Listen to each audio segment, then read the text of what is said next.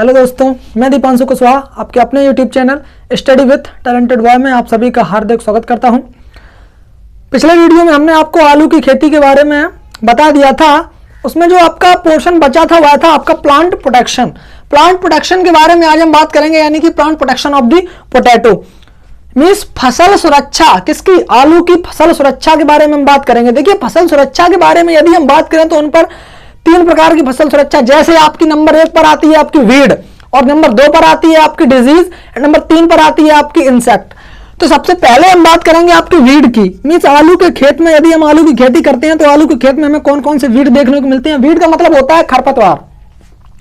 खरपतवार मीन्स जो हमें खरपतवार देखने को मिलते हैं उनकी हम बात करेंगे तो आलू के खेत में हमें कृष्ण नील, दूब घास, मोथा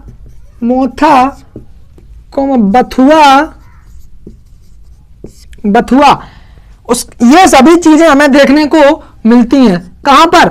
आपके पोटैटो मीन्स आलू के खेत में। ठीक है, तो इनके कंट्रोल मीन्स इसके नियंत्रण के लिए हमें किस चीज का प्रयोग करना चाहिए। देखिए, सबसे पहले इसमें हम आपको एक बता दें कि एक तो आपका मैकेनिकल मेथड होता है। मैकेनिकल मेथड में हम क्या करेंगे, 2 to 3 हैंड वीडिंग कर देते हैं।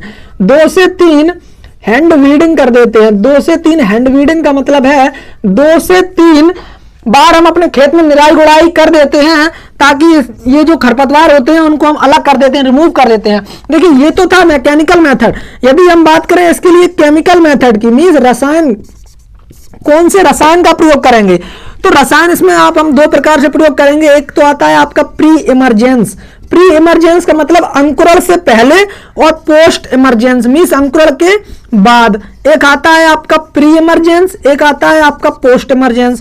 प्री इमरजेंस में अंकुरण के पहले और अंकुरण के बाद। देखिए, अंकुरण के पहले जिस रसायन का प्रयोग करते हैं उसका नाम होता है stamp F34। Stamp F34 2.5 litre दवा का प्रयोग प्रति हेक्टेयर खेत में कर देते हैं। 1 हेक्टेयर के खेत में 2.5 लीटर दवा का प्रयोग प्री इमरजेंस मीन्स अंकुरण से पहले यदि हम इस दवा का प्रयोग कर दें तो कौन सी दवा का? स्टाम्प F34 केमिकल रसायन का प्रयोग यदि हम कर दें तो हमें ये सभी खरपतवारों से छुटकारा मिल जाएगा। उसके बाद बात आती है आपकी पोस्ट इमरजेंसी। यदि हमारे खेत में अंकुरण हो चुका है, आलू के बीज का अंकुरण हो चुका है, तो उसके बाद हम कौन से खरपतवार नाशी का प्रयोग करेंगे, तो वह आपका वीडिसाइड होता है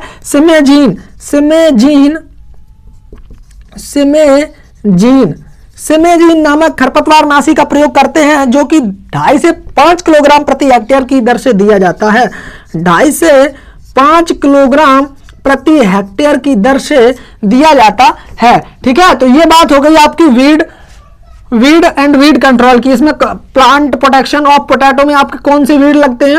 वीड जो खरपतवार उगते हैं वह आपका कृष्ण नील, दूब घास, मोथा तथा बथुआ। उसके बाद इसके कंट्रोल के लिए हम किसका प्रयोग करते हैं? मैकेनिकल मेथड में। इससे पहले हम 2 से 3 हैंड वीडिंग कर देते हैं। हैंड वीडिंग का मतलब होता है 2 से 3 हम निराई गुड़ाई कर देते हैं। निराई गुड़ाई के बाद यदि हम केमिकल मीन्स किसी रसायन का प्रयोग करना चाहते हैं तो हम इसमें 2 प्रकार से रसायन का प्रयोग करते हैं। नंबर 1 पर प्री इमरजेंस और दूसरा होता है आपका पोस्ट इमरजेंस। प्री इमरजेंस में हम स्टाम्प F34 का प्रयोग करते हैं, जो कि 2.5 लीटर दवा प्रति हेक्टेयर की दर से दी जाती है। उसके बाद पोस्ट इमरजेंस का प्रयोग करते हैं तो सिमेजीन नामक एक दवा आती है, एक खरपतवार नाशी आता है सिमेजीन नामक, जो कि 2.5 से 5 किलोग्राम प्रति हेक्टेयर की दर से खेत में स्प्रे कर दिया जाता है।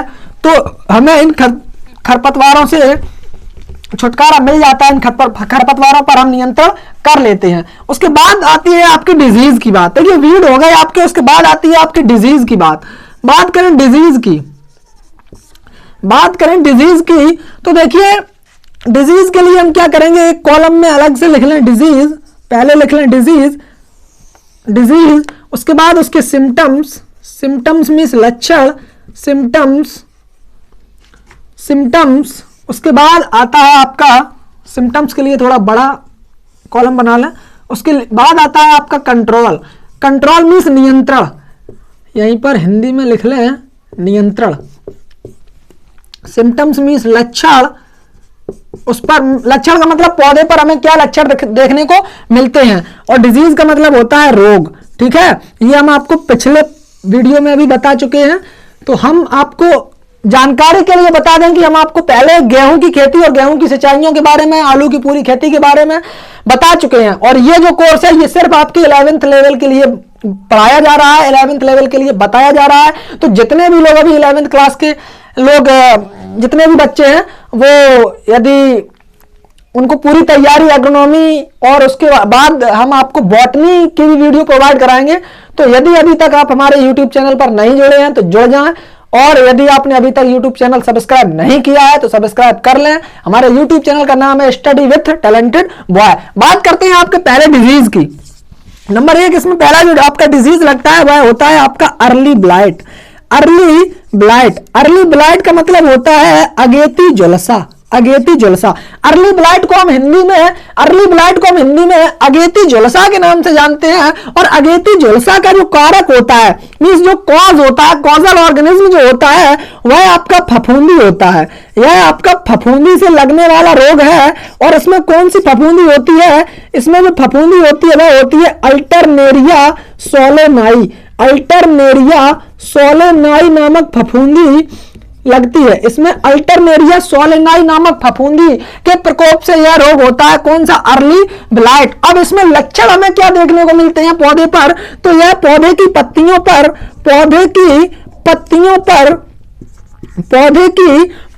पर गोल भूरे रंग के धब्बे बनाता है। गोल भूरे रंग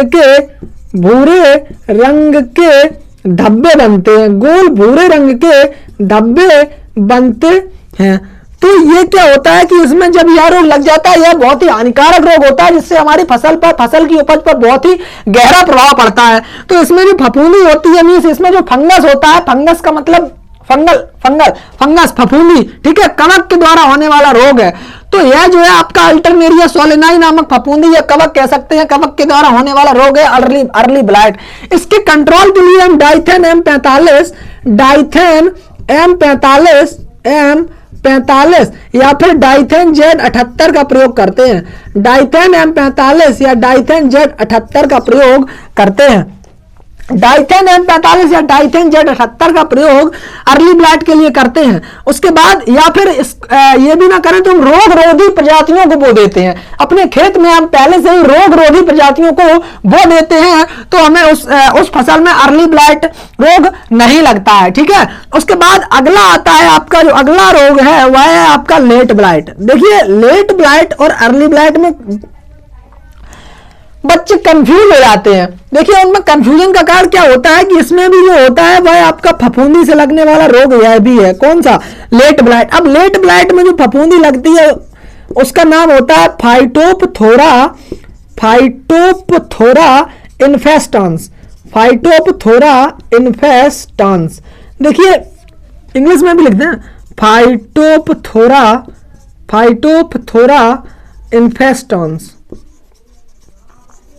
इन्फेस्टांस। ठीक है, ये जो है आपका फाइटोपथोरा इन्फेस्टांस नामक, मींस इसको हम कहते हैं पछेती झुलसा। पछेती झुलसा इसको हम कहते हैं। यह भी फफूंदी से लगने वाला रोग होता है, और इसका जो कारक होता है वह फफूंदी से लगने वाला रोग होता है। इसका कारक होता है फाइटोपथोरा इन्फेस्टांस के कारण लगता है। तो इसमें क्या होता है? इसमें भी पत्तियों पर धब्बे बनते हैं।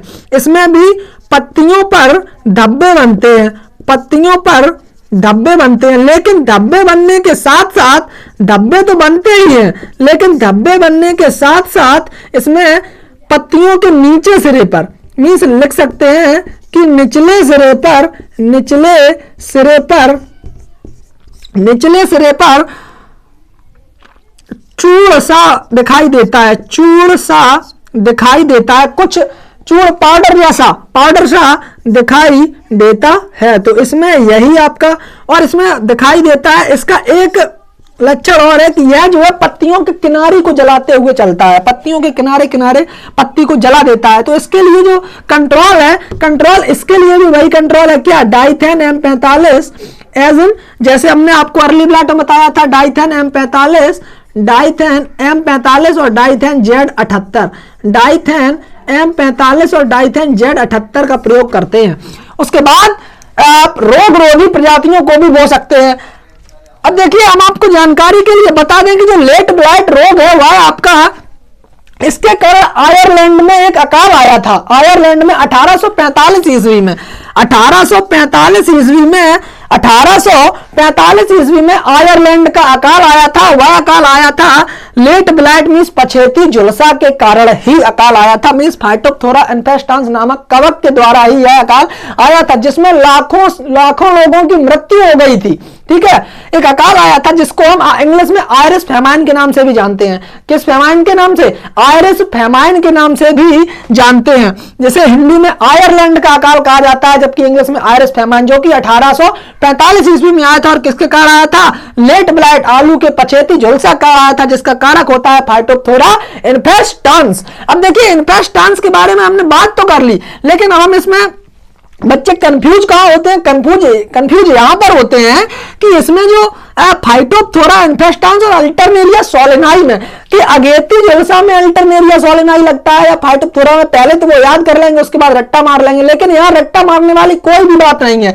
उसके लिए हम आपको एक छोटी सी ट्रिक बताते हैं। देखिए, अगेती में आता है आ, और आ से होता है आपका अल्टरनेरिया सोलेनाई, जबकि पछेती में आता है पा, और पछेती में जो कवक लगता है उसका नाम होता है फाइटोप्थोरा इन्फेस्टांस। तो पा से पछेती और पा से फाइटोप्थोरा, और ए से अगेती और ए से अल्टरनेरिया सोलेनाई। तो इसमें किसी भी प्रकार से रट्टा मारने की जरूरत बिल्कुल भी नहीं है। इसे थोड़ा सा एक बार दिमाग से समझ लें तो उसके बाद आपको रट्टा मारने की जरूरत नहीं पड़ेगी।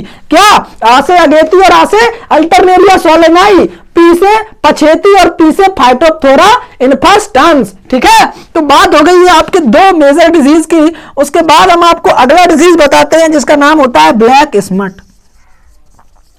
ब्लैक स्मट, देखिए ब्लैक स्मट जो रोग है, उसमें क्या होता है? राइजोक्टोनिया सोलेनाई, राइजोक्टोनिया सोलेनाई इसका जो कारक होता है वह होता है आपका राइजोक्टोनिया सोलेनाई के कारण यह रोग लगता है। इसमें क्या होता है? कंद पर, मींस आलू का जो कंद होता है उस पर हमें चॉकलेटी रंग के धब्बे दिखाई देते हैं। चॉकलेटी रंग के धब्बे दिखाई देते हैं।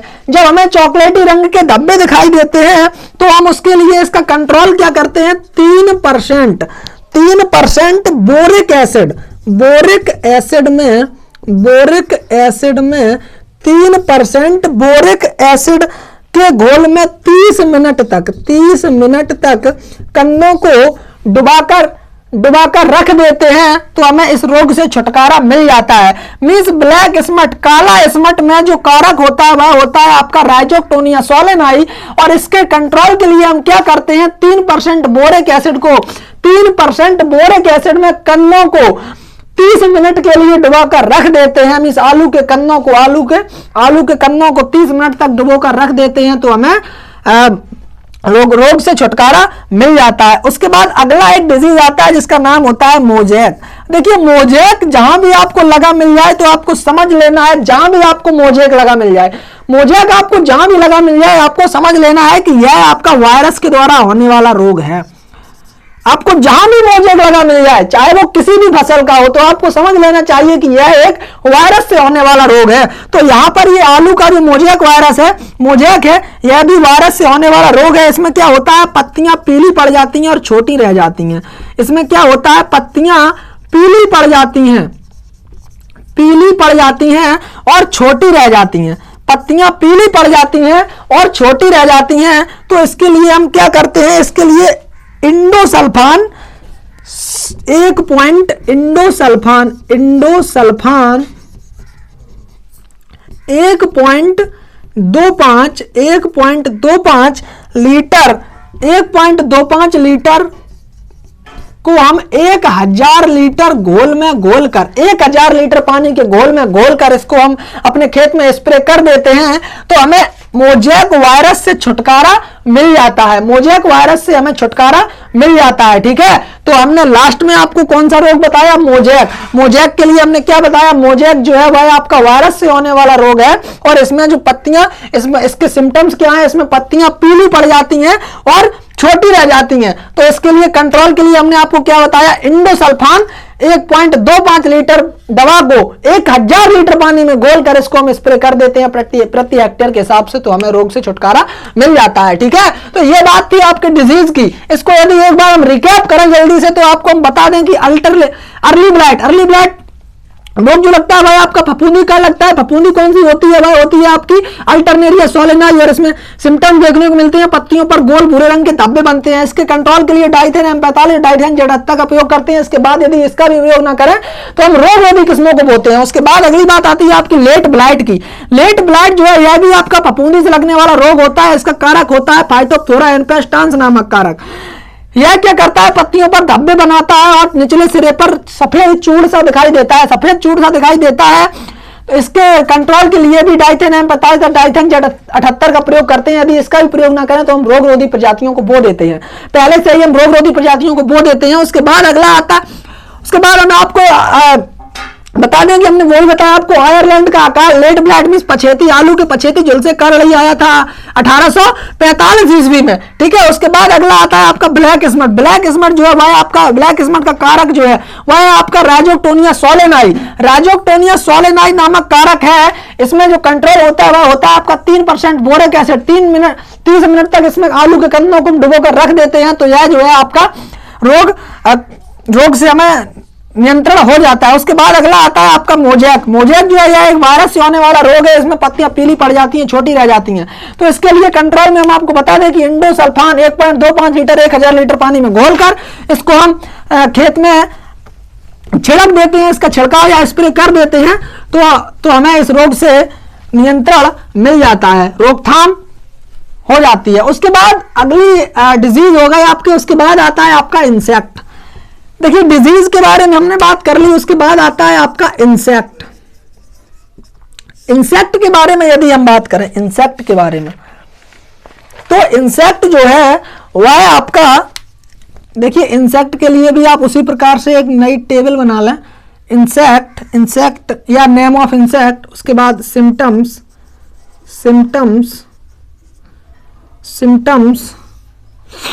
उसके बाद कंट्रोल।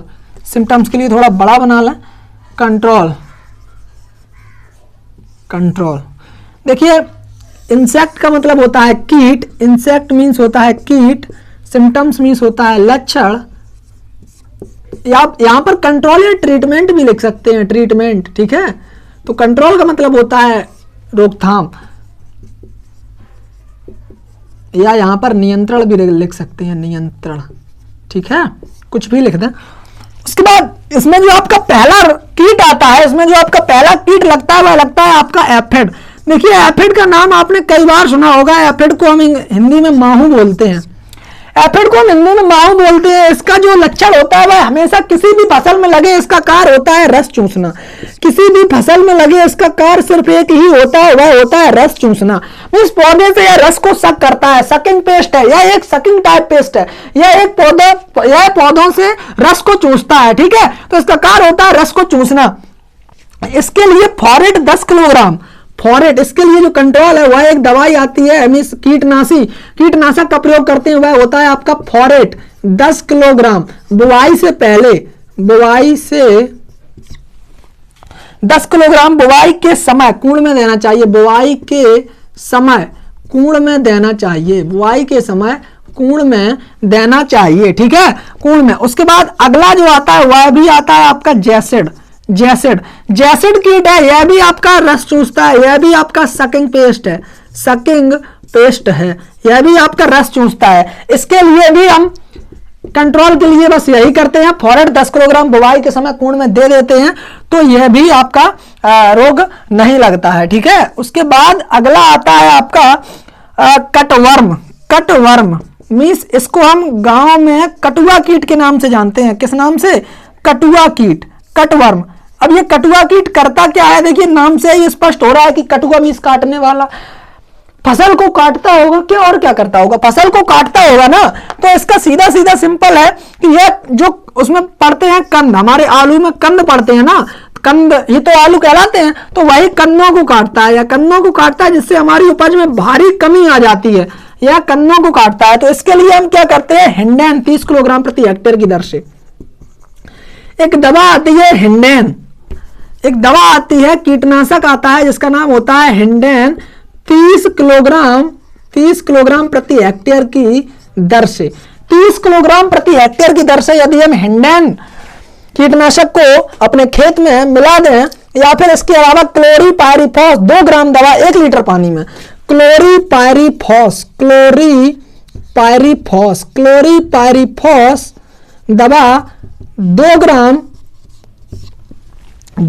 दवा 1 लीटर पानी के हिसाब से, 2 ग्राम 1 लीटर पानी में 2 ग्राम दवा के हिसाब से यदि हम अपने खेत में मिलाकर इसका छिड़काव कर दें, तो हमें कटवर्म की रोकथाम हो जाती है। उसके बाद अगला आता है आपका लीफ कैटरपिलर।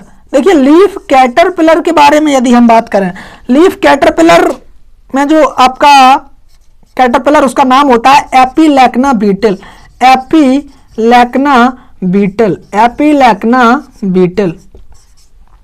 यह जो है इसका नाम होता है, किसका, लीफ कैटरपिलर का नाम होता है एपीलैक्ना बीटल। तो इस बीटल का कार्य होता है पत्तियों को खाती है। यह पत्तियों को इतना खाती है, यह पत्तियों को इतना खाती है कि पत्तियों में हमें सिर्फ सिरा विन्यास देखने को मिलता है, बाकी उसमें हमें कुछ देखने को नहीं मिलता है। पत्तियों में इतना खाती है कि पत्तियों में सिर्फ सिरा विन्यास ही शेष बचता है, उसके बाद हमें कुछ देखने को नहीं मिलता है। तो इसके लिए हम क्या करते हैं, कैराथिन नामक दवा आती है, 1.5 mm दवा 1 लीटर पानी में मिलाकर छिड़काव कर देते हैं। कैराथिन नामक एक कीटनाशक आता है, 1.5 mm दवा 1 लीटर पानी के हिसाब से हम अपने खेत में मिलाकर इसका स्प्रे कर दें, तो हमारे खेत में इन सभी लीफ कैटरपिलर से हमें रोकथाम मिल जाती है। ठीक है, तो ये बात हो गई आपकी आलू के प्लांट प्रोटेक्शन के बारे में हमने आपको बता दिया। पहले आता है आपका वीड, उसके बाद आपका डिजीज, उसके बाद आपके इंसेक्ट। तो हमने आपको नंबर से आपको सभी के बारे में बताया, वीड के बारे में भी बताया, डिजीज के बारे में भी बताया, उसके बाद आपके हमने इंसेक्ट के बारे में बताया। तो अगला वीडियो जो हम आपके लिए लेकर आएंगे वह भी आपकी किसी ना किसी फसल के ऊपर ही होगा। ठीक है, तो अब वो वीडियो आपके आज तो नहीं बल्कि कल आपको मिल जाएगा। ठीक है, तो यदि आप अभी तक हमारे सोशल मीडिया प्लेटफॉर्म पर नहीं जुड़े हैं तो हम आपको अवगत करा दें कि देखिए हमने टेलीग्राम पर भी अपना ग्रुप बना रखा है जिसका नाम है स्टडी विथ टैलेंटेड बॉय। तो वहां पर जाकर आप हमारे ग्रुप को ज्वाइन कर सकते हैं, और हमने आप एक फेसबुक ग्रुप भी बना रखा है जहां पर जिसका भी नाम हमने स्टडी विथ टैलेंटेड बॉय के नाम से बनाया है। तो यदि आपने अभी तक हमारे सोशल मीडिया प्लेटफॉर्म को ज्वाइन नहीं किया है तो आप वहां पर जाकर के सर्च करेंगे तो आपको मिल जाएगा। ठीक है, और हम आपको पिछले वीडियोस की लिंक हम आपको डिस्क्रिप्शन में दे देंगे। यदि आपने अभी तक हमारे आलू की और गेहूं की खेती अभी तक नहीं देखी है तो जरूर देख लें। अगली वीडियो में मिलेंगे, तब तक के लिए जय हिंद, जय भारत।